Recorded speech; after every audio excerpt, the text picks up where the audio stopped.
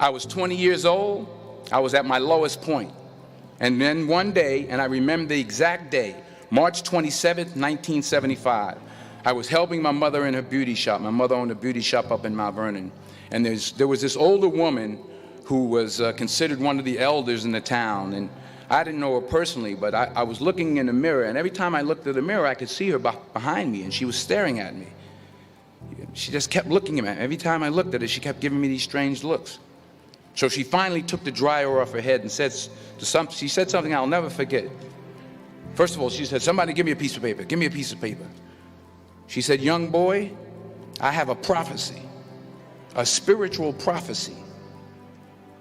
She said, "You are going to travel the world and speak to millions of people."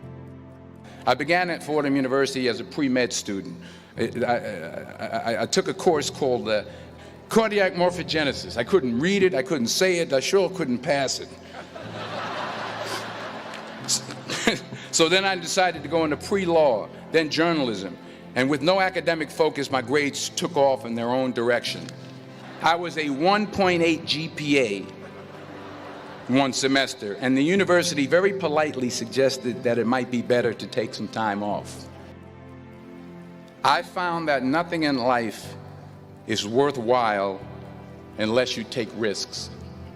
Nothing.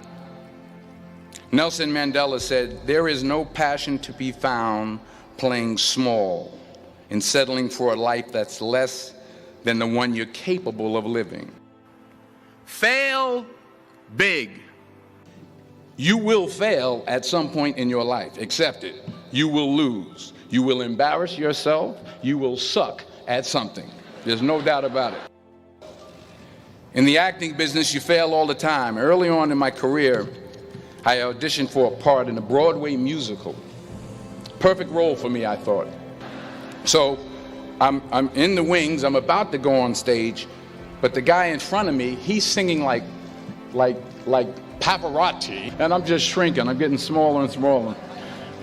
So they say, "Oh, thank you very much, and you'll be hearing from us." So I come out with my little sheet music, and so I assumed I didn't get the job. But the next part of the audition, he called me back. The next part of the audition is the acting part of the audition. So I'm like, hey, okay, maybe I can't sing, but I know I can act. So they pair me with this guy, and again, I didn't know about musical theater. And musical theater is big, so they can reach everyone all the way in the back of the stadium.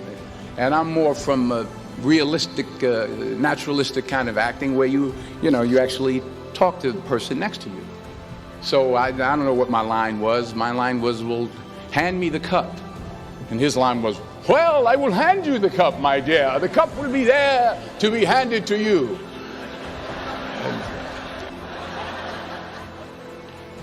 I didn't get the job.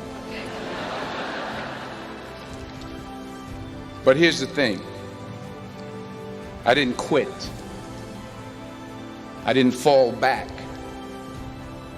I walked out of there to prepare for the next audition, and the next audition, and the next audition. I prayed. I prayed, and I prayed. But I continued to fail, and fail, and fail. But it didn't matter, because you know what? There's an old saying, you hang around the barbershop long enough, sooner or later you're going to get a haircut. So you will catch a break, and I did catch a break. Last year, I did a play called Fences on Broadway. Someone talked about it. Won the Tony Award. But here's the kicker. It was at the Court Theater. It was at the same theater that I failed that first audition 30 years prior. Reggie Jackson struck out 2,600 times in his career, the most in the history of baseball. But you don't hear about the strikeouts. People remember the home runs. Fall forward. Thomas Edison conducted 1,000 failed experiments. Did you know that? I didn't know that. Because the 1,001st was the light bulb. Fall forward. Now, I'm sure in your experiences in school and applying to college and picking your major and deciding what you want to do with life, I'm sure people have told you to make sure you have something to fall back on. Make sure you got something to fall back on, honey. But I never understood that concept, having something to fall back on. If I'm going to fall, I don't want to fall back on anything except my faith. I want to fall forward. I figure at least this way I'll see what I'm going to hit. Fall forward. The point is, every graduate here today has the training and the talent to succeed. But do you have the guts to fail? While it may be frightening, it will also be rewarding.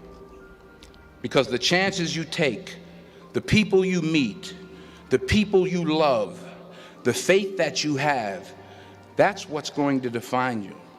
Keep working, keep striving, never give up, fall down 7 times, get up 8.